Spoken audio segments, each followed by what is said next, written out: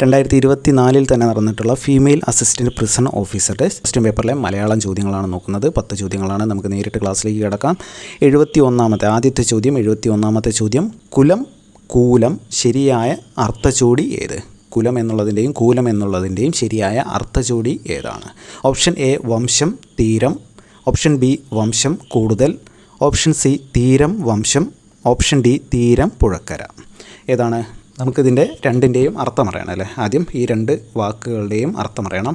കുലം എന്ന് വെച്ചാൽ എന്താണ്? കുലം എന്ന് വെച്ചാൽ വംശം ആണല്ലേ. കുലം എന്ന് പറയുമ്പോൾ യാദവ് കുലം യദുകുലം എന്നെല്ലാം കേട്ടിട്ടില്ലേ? അപ്പോൾ കുലം എന്ന് പറയുന്നത് വംശമാണ്. അപ്പോൾ തന്നെ ഓപ്ഷൻ സിയും ഡിയും ഡിലീറ്റ് ആയിപ്പോയി.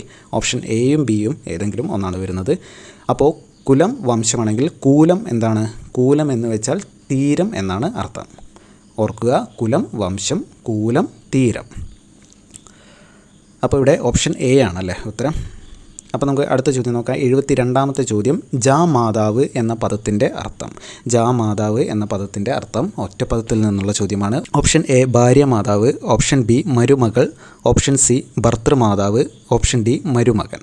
അപ്പോൾ എന്താണ് ജാമാതാവ്? ഓർമ്മയുണ്ടോ? നമ്മൾ ഒറ്റപ്പദം എന്ന ക്ലാസ്സിൽ നമ്മൾ കോഡോട് കൂടെ തന്നെ പഠിച്ചതാണ്. എന്താണ് കോഡ്? ഓർമ്മയുണ്ടോ? ജാം മാതാവ്. മാതാവ് ആർക്കാണ് ജാം കൊടുക്കുന്നത്? മരുമകനാണല്ലേ. മരുമകൻ വീട്ടിൽ വരുമ്പോഴാണ് ജാം കൊടുക്കുന്നത്. മകളുടെ ഭർത്താവ് മരുമകനാണ്. ഓപ്ഷൻ ഡി മരുമകനാണ് ഉത്തരം. ജാമാതാവ് എന്ന് വെച്ചാൽ മരുമകൻ. ഇവിടെ ഓപ്ഷൻ എ ഭാര്യ മാതാവ് എന്ന് പറയുമ്പോൾ എന്താണ്? അല്ലെങ്കിൽ ഭർത്തൃമാതാവ്, ഭർത്താവിൻ്റെ മാതാവ് എന്ന് പറയുന്നത് എന്താണ്? ഭർത്താവിൻ്റെ മാതാവ് എന്ന് പറയുമ്പോൾ നമ്മൾ ഓൾറെഡി പഠിച്ചാണ്. ഭർത്താവിൻ്റെ മാതാവ് അതായത് അമ്മായിയമ്മ എന്താണ്? ശത്രുവാണല്ലേ. ശത്രുവാണ് ഭർത്തൃമാതാവ്. ഭാര്യമാതാവിനും അതുതന്നെയാണ് പറയുക, ശത്രു. അടുത്തത് ഓപ്ഷൻ ബി എന്താണ്? മരുമകളാണല്ലേ. മരുമകൾ, മകൻ്റെ ഭാര്യ. മകൻ്റെ ഭാര്യ ആരാണ്? മകൻ്റെ ഭാര്യയുടെ പേര് നമ്മൾ പറഞ്ഞിരുന്നു, ഉഷയാണല്ലേ. അപ്പോൾ മരുമകൾ ആരാണ്? മരുമകൾ സ്നുഷ. അടുത്ത ചോദ്യം നോക്കാം. 73ാമത്തെ ചോദ്യം, ശരിയായ വാക്യം ഏത്? ഓപ്ഷൻ എ ഞാൻ എത്ര താമസിച്ച് കിടന്നും കൃത്യമായി ഉണരുകയും ചെയ്യും. എത്ര താമസിച്ച് കിടന്നും കൃത്യമായി ഉണരുകയും ചെയ്യും. എന്തോ ഒരു സ്പെല്ലിംഗ് മിസ്റ്റേക്ക് ഉണ്ടല്ലേ. ഈ ഉണരുകയും ചെയ്യും എന്ന് പറയുമ്പോൾ എങ്ങനെയാണ്? ഉറങ്ങുകയും ഉണരുകയും ചെയ്യും. രണ്ടെണ്ണം ചേരുമ്പോഴല്ലേ ഈ ഉണരുകയും എന്ന് പറയുന്നത്. അപ്പോൾ അവിടെ തെറ്റാണ്. ഓപ്ഷൻ ബി എന്താണ്? ഞാൻ എത്ര താമസിച്ച് കിടന്നാലും കൃത്യമായി ഉണരും. ഞാൻ എത്ര താമസിച്ച് കിടന്നാലും കൃത്യമായി ഉണരും. കുഴപ്പമില്ല അല്ലേ, ഓക്കെയാണ്. ഓപ്ഷൻ സി ഞാൻ എത്ര താമസിച്ച് കിടന്നാലും കൃത്യമായി ഉണരുകയും ചെയ്യും. വീണ്ടും ഉണരുകയും. പോട്ടെ. ഓപ്ഷൻ ഡി ഞാൻ എത്ര താമസിച്ച് കിടക്കുകയോ കൃത്യമായി ഉണരുകയും ചെയ്യും. വീണ്ടും തെറ്റാണ്. അപ്പോൾ ഓപ്ഷൻ ബി ഞാൻ എത്ര താമസിച്ച് കിടന്നാലും കൃത്യമായി ഉണരും എന്നുള്ളതാണ് ശരിയായ വാക്യം. 74ാമത്തെ ചോദ്യം എന്താണ്? NOC no objection certificate. ഇതിന് തത്തുല്യമായി ഉപയോഗിക്കാവുന്ന പദം എന്താണ്? ട്രാൻസ്ലേഷൻ അല്ലെങ്കിൽ പരിഭാഷയിൽ നിന്നുള്ളൊരു ചോദ്യമാണ് അല്ലേ. NOC നോ ഒബ്ജക്ഷൻ സർട്ടിഫിക്കറ്റിന് തത്തുല്യമായ പദം. ഓപ്ഷൻ എ പരിപത്രം, ഓപ്ഷൻ ബി നിരാക്ഷേപപത്രം, ഓപ്ഷൻ സി സമ്മതപത്രം, ഓപ്ഷൻ ഡി നിവേദനം. എന്താണ് നോ ഒബ്ജക്ഷൻ സർട്ടിഫിക്കറ്റ്? ഒബ്ജക്ഷൻ ആക്ഷേപമില്ലാത്ത അല്ലേ, ആക്ഷേപമില്ല എന്ന് കൊടുക്കുന്നതാണ്. അപ്പോൾ നിരാക്ഷേപപത്രം. ഓപ്ഷൻ ബി ആണ് നിരാക്ഷേപപത്രം, നോ ഒബ്ജക്ഷൻ സർട്ടിഫിക്കറ്റ്. മറ്റുള്ള ഓപ്ഷൻസ് നമുക്ക് നോക്കാം. ഇതേ ചോദ്യം തന്നെ, ഇതേ ഓപ്ഷൻസ് തന്നെ നമുക്ക് വീണ്ടും കാണാം. അടുത്ത ചോദ്യം 75, അലംഭാവം എന്ന പദത്തിൻ്റെ അർത്ഥം. അലംഭാവം എന്ന പദത്തിൻ്റെ അർത്ഥം. ഓപ്ഷൻ എ മതിയെന്നുള്ള ഭാവം, ഓപ്ഷൻ ബി അഹങ്കാരം, ഓപ്ഷൻ സി കുറ്റകൃത്യം, ഓപ്ഷൻ ഡി അഹംഭാവം. എന്താണ് അലംഭാവം? നമ്മൾ ഈ ജോലിയിലൊന്നും അലംഭാവം കാണിക്കരുത് എന്ന് പറയും അല്ലേ. എന്താണ്? ഓപ്ഷൻ എ മതിയെന്നുള്ള ഭാവമാണ്. നമ്മളൊരു വർക്കൊക്കെ ചെയ്തു വെച്ചിട്ട് അത്രയൊക്കെ മതി എന്ന് പറയുക അല്ലേ. അലംഭാവം കാണിക്കുക, മതിയെന്നുള്ള ഭാവം. അഹങ്കാരം അഹംഭാവം എന്താണ്? ഞാനെന്ന ഭാവം അല്ലേ. 76ാമത്തെ ചോദ്യം, ആർദ്രം എന്ന പദത്തിൻ്റെ അർത്ഥം. ആർദ്രം. ഓപ്ഷൻ എ ശീഘ്രം, ഓപ്ഷൻ ബി മഞ്ഞുകണം, ഓപ്ഷൻ സി നനവുള്ള, ഓപ്ഷൻ ഡി ശുഷ്കം. എന്താണ് ആർദ്രം? ഉത്തരം പറഞ്ഞേ. ആർദ്രം എന്നതിൻ്റെ ശരിയായ ആൻസർ എന്താണ്? Option C നനവുള്ള. ആർദ്രം എന്ന് പറയുമ്പോൾ നനവുള്ള. ശീഘ്രം എന്ന് പറയുമ്പോൾ എന്താണ്? വേഗത്തിലല്ലേ. മഞ്ഞുകണം നമുക്കറിയാം. Option D ശുഷ്കം. ശുഷ്കം എന്ന് പറയുന്നത് എന്താണ്? കുറവ് അല്ലേ. ഓക്കെ, അടുത്ത ചോദ്യം നോക്കാം. 77ാമത്തെ ചോദ്യം, ചുവടെ ചേർത്തിരിക്കുന്നവയിൽ ആദേശസന്ധിക്ക് ഉദാഹരണമല്ലാത്തത് ഏത്? ചുവടെ കൊടുത്തിരിക്കുന്നവയിൽ ആദേശസന്ധിക്ക് ഉദാഹരണമല്ലാത്തതാണ് കേട്ടോ. ആദേശസന്ധി അല്ലാത്തതാണ് ചോദിച്ചിരിക്കുന്നത്. ഓപ്ഷൻ എ കണ്ണീർ, ഓപ്ഷൻ ബി വിണ്ണാർ, ഓപ്ഷൻ സി തണ്ണീർ, ഓപ്ഷൻ ഡി വെണ്ണീർ. ഓക്കെ, ഇത് കണ്ടെത്താൻ എന്ത് ചെയ്യണം? നമുക്കിതിലെ സന്ധി കണ്ടുപിടിക്കാം അല്ലേ. അതിനായിട്ട് നമുക്കിതൊന്ന് പിരിച്ചെഴുതാം. അപ്പോൾ ഓപ്ഷൻ എ എന്ന് പറയുന്നത് എന്താണ്? കണ്ണീർ. എങ്ങനെ പിരിച്ചെഴുതാം? കൺ പ്ലസ് നീർ അല്ലേ. കണ്ണീർ എന്ന് പറയുന്നത് കൺ പ്ലസ് നീർ. അപ്പോൾ കൺ പ്ലസ് നീർ എന്ത് സന്ധിയാണ് അവിടെ? നകാരം പോയിട്ട് നാ വന്നു അല്ലേ. നാ പോയി നാ വന്നു. അപ്പോൾ എന്താണ്? ഒന്ന് പോയി മറ്റൊന്ന് വരുന്നതാണ് ആദേശസന്ധി. അപ്പം നാ പോയി നാ വരുമ്പോൾ ആദേശസന്ധിയാണ് അല്ലേ. അപ്പോൾ ഓപ്ഷൻ എ ആദേശസന്ധിയാണ്. അടുത്തത് ഓപ്ഷൻ ബി വിണ്ണാർ. വിണ്ണാറിനെ നമുക്ക് എങ്ങനെ പിരിച്ചെഴുതാം? വിൺ പ്ലസ് ആർ അല്ലേ. വിൺ പ്ലസ് ആർ. വിൺ പ്ലസ് ആർ എന്താണ്? അവിടെ നാ ഇരട്ടിക്കുകയാണ് അല്ലേ ചെയ്ത്. ഇരട്ടിക്കുന്ന സന്ധി ഏതാണ്? ഇരട്ടിക്കുന്ന സന്ധി ദ്വിത്വസന്ധിയാണ് അല്ലേ. ദ്വിത്വസന്ധിയാണ്. അപ്പോൾ ഓപ്ഷൻ ബി ആദേശസന്ധിയല്ല, അതാണ് ഉത്തരം. ഓപ്ഷൻ ബി ആണ് ഇവിടെ ഉത്തരം. നമുക്ക് ഓപ്ഷൻ സിയും ഡിയും കൂടി ഒന്ന് ജസ്റ്റ് നോക്കാം. ഓപ്ഷൻ സി എന്ന് പറയുന്നത് തണ്ണീർ എന്ന് പറയുമ്പോൾ എന്താണ്?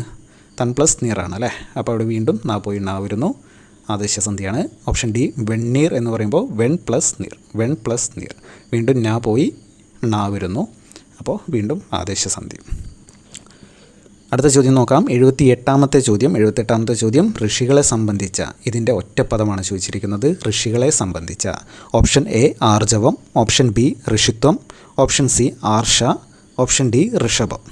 ഋഷികളെ സംബന്ധിച്ച എന്നതിൻ്റെ ഒറ്റപ്പദം എന്താണ്? ഋഷികളെ സംബന്ധിച്ചത് ഓപ്ഷൻ പറയൂ, പെട്ടെന്ന് കമൻറ്റ് ചെയ്യൂ. ഋഷികളെ സംബന്ധിച്ചത് ഓപ്ഷൻ സി ആർഷമാണ് അല്ലേ. ആർഷ. ഇവിടെ നമ്മൾ ഓൾറെഡി ഒറ്റപ്പദം എന്നുള്ള ക്ലാസ്സിൽ പറഞ്ഞാണ് അല്ലേ. ക്ലാസ് ഇനിയും ഫോളോ ചെയ്യാത്തവർ ഇപ്പോൾ തന്നെ ജോയിൻ ചെയ്യുക. നമ്മുടെ യൂട്യൂബ് ചാനലിൽ മലയാളം ക്ലാസ്സുകൾ, കറണ്ട് അഫെയർ ക്ലാസ്സുകളെല്ലാം സ്റ്റാർട്ട് ചെയ്തിട്ടുണ്ട്. മലയാളം ക്ലാസ് എല്ലാം 1-2 ക്ലാസ് മാത്രമേ ആയിട്ടുള്ളൂ. നമുക്ക് ഇനിയും 10-14 ടോപ്പിക്കോളം പഠിക്കാനുണ്ട്. അപ്പോൾ ഒപ്പം തന്നെ പഠിച്ചു പോവുക. അപ്പോൾ ഇവിടെ ഋഷികളെ സംബന്ധിച്ചത് എന്ന് പറയുമ്പോൾ ആർഷ. ഇവിടെ എന്താണ്? ഓപ്ഷൻ എ ആർജവം. ആർജവം എന്ന് പറയുമ്പോൾ എന്താണ്? കളങ്കമില്ലാത്തത് അല്ലെങ്കിൽ സത്യം പറയും എന്നെല്ലാമാണ് അല്ലേ. Option B ഋഷിത്വം. ഋഷിത്വം എന്ന് പറയുന്നത് എന്താണ്? വേദങ്ങളിൽ പറയുന്ന അല്ലെങ്കിൽ വേദങ്ങളിൽ പരാമർശിക്കുന്ന എന്നൊക്കെയാണ്. ഓപ്ഷൻ സി ആർഷ, ഋഷികളെ സംബന്ധിച്ചത്. ഓപ്ഷൻ ഡി ഋഷഭം. ഋഷഭം എന്ന് പറഞ്ഞാൽ എന്താണ്? ഋഷഭം എന്ന് പറഞ്ഞാൽ കാളയാണ് അല്ലേ. ഋഷഭം കാള. അടുത്ത ചോദ്യം നോക്കാം. 79ാമത്തെ ചോദ്യം സർക്കുലർ എന്ന പദത്തിന് പകരം പ്രയോഗിക്കാവുന്ന ഭാഷാപദം ഏത്? നേരത്തെ ചോദിച്ച പരിഭാഷയിൽ ഉൾപ്പെടുന്ന ഒരു ചോദ്യം തന്നെയാണ്. ഓപ്ഷൻ എ നിരാക്ഷേപപത്രം, ഓപ്ഷൻ ബി പരിപത്രം, ഓപ്ഷൻ സി നിവേദനം, ഓപ്ഷൻ ഡി ഉത്തരവ്. എന്താണ്? നിരാക്ഷേപപത്രം നമ്മൾ ഓൾറെഡി പറഞ്ഞല്ലേ, നോ ഒബ്ജക്ഷൻ സർട്ടിഫിക്കറ്റ്. അപ്പോൾ സർക്കുലറിൻ്റെ മലയാളമാണ് ചോദിച്ചിരിക്കുന്നത്. ഇവിടെ നമുക്കറിയാം നിരാക്ഷേപപത്രമല്ല. പിന്നീടുള്ളത് ഓപ്ഷൻ സി നിവേദനം. നിവേദനം എന്ന് പറഞ്ഞാൽ എന്താണ്? പെറ്റീഷനാണ് അല്ലേ. അപ്പോൾ അതുമല്ല. ഓപ്ഷൻ എയും അല്ല സിയും അല്ല. അപ്പോൾ എന്താണ്? ഓപ്ഷൻ ബി ആണ്, പരിപത്രമാണല്ലേ ശരി. പിന്നെ ഓപ്ഷൻ ഡി എന്ന് പറയുന്നത് ഉത്തരവ്. ഏകദേശം കറക്റ്റ് തന്നെയാണ്. പക്ഷേ ഇവിടെ PSCയുടെ ഉത്തരം എന്ന് പറയുന്നത് ഓപ്ഷൻ ബി ആണ്, പരിപത്രമാണ്. സർക്കുലർ എന്നുള്ളത് പരിപത്രം എന്ന് പഠിച്ചു വയ്ക്കുക. സർക്കുലർ, പരിപത്രം. അവസാനത്തെ ചോദ്യം 80ാമത്തെ ചോദ്യം വൃദ്ധി എന്ന പദത്തിൻ്റെ വിപരീത പദം ഏത്? വൃദ്ധി എന്ന പദത്തിൻ്റെ വിപരീത പദം. ഓപ്ഷൻ എ മലിനം, ഓപ്ഷൻ ബി ആവൃത്തി, ഓപ്ഷൻ സി അഭിവൃദ്ധി, ഓപ്ഷൻ ഡി ക്ഷയം. വൃദ്ധിയുടെ വിപരീത പദം പെട്ടെന്ന് കമൻറ്റ് ചെയ്തേ. വൃദ്ധിയുടെ വിപരീത പദം ഓപ്ഷൻ ഡി ആണ് അല്ലേ. ക്ഷയമാണ്. വൃദ്ധി ക്ഷയം അല്ലേ. മലിനം ആവൃത്തി അഭിവൃദ്ധി. വൃദ്ധി എന്ന് പറഞ്ഞാൽ എന്താണ്? ഡെവലപ്പ് അല്ലെങ്കിൽ നന്നായി വരുന്നതാണ് അല്ലേ. ക്ഷയം എന്ന് പറഞ്ഞാൽ ക്ഷയിച്ചു പോവുക. ഓക്കെ. വൃദ്ധിയുടെ വിപരീത പദം ക്ഷയം. Option D. അപ്പോൾ ഇത്രയാണ് 10 ചോദ്യങ്ങളാണ് നമ്മളിവിടെ നോക്കിയത്. ഫീമെയിൽ അസിസ്റ്റൻറ്റ് പ്രസൻ ഓഫീസർ NCA 2024 ചോദ്യമാണ്. എക്സാം നടന്നത് 2024 ഫെബ്രുവരി 13-ാം തീയതിയാണ് എക്സാം നടന്നത്. നമുക്ക് ഈ ക്വസ്റ്റ്യൻസ് നോക്കുമ്പോൾ എന്താണ്?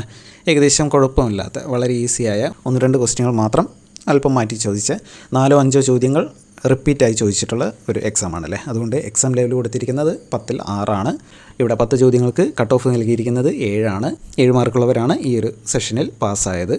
അപ്പോൾ ഇതിൽ 1 മാർക്കോ 2 മാർക്കുമാണ് നിങ്ങൾക്ക് കിട്ടിയിട്ടുള്ളതെങ്കിലും ഒരു കുഴപ്പമില്ല. നമ്മൾ തുടങ്ങിയിട്ട് മാത്രമേ ഉള്ളൂ. നമ്മുടെ മലയാളം ക്ലാസ്സുകൾ ഓൾറെഡി സ്റ്റാർട്ട് ചെയ്തിട്ടുണ്ട്. കാണാത്തവരുണ്ടെങ്കിൽ നമ്മുടെ യൂട്യൂബ് ചാനലിൽ ക്ലാസ്സുകൾ കാണാം. അപ്പോൾ നമ്മുടെ ലക്ഷ്യം എന്താണ്? LDC 2024 എക്സാമിൽ മലയാളത്തിൽ 10-ൽ 10 മാർക്കാണ് നമ്മുടെ ഈ ഒരു സീരീസിൻ്റെ ലക്ഷ്യം. അപ്പോൾ നമുക്ക് ഡെയിലി ഓരോ ക്വസ്റ്റ്യൻ പേപ്പർ നമുക്ക് ചെയ്തു നോക്കാം. അപ്പോൾ തന്നെ നിങ്ങൾക്ക് ഇന്നിപ്പോൾ 1-2 മാർക്കാണ് നിങ്ങൾക്ക് കിട്ടിയതെങ്കിൽ പോലും കുഴപ്പമില്ല. നമുക്ക് ഓരോ ദിവസവും നമ്മുടെ ആ ചേഞ്ച് നമുക്ക് മനസ്സിലാക്കാൻ പറ്റും. അതുകൊണ്ട് നമുക്ക് daily 2024 full question paper, Malayalam question പേപ്പറും നമ്മൾ ഇവിടെ ഡിസ്കസ് ചെയ്യും. അപ്പോൾ ഈ ഒരു ക്ലാസ് നിങ്ങൾക്ക് ഉപകാരപ്പെട്ടു എന്ന് കരുതുകയാണ്. ഉപകാരപ്പെട്ടെങ്കിൽ നിങ്ങളുടെ സുഹൃത്തുക്കൾ കൂടി ഒന്ന് ഷെയർ ചെയ്ത് കൊടുക്കുക. ചാനൽ കൂടി ഒന്ന് സബ്സ്ക്രൈബ് ചെയ്യുക. എല്ലാവർക്കും താങ്ക്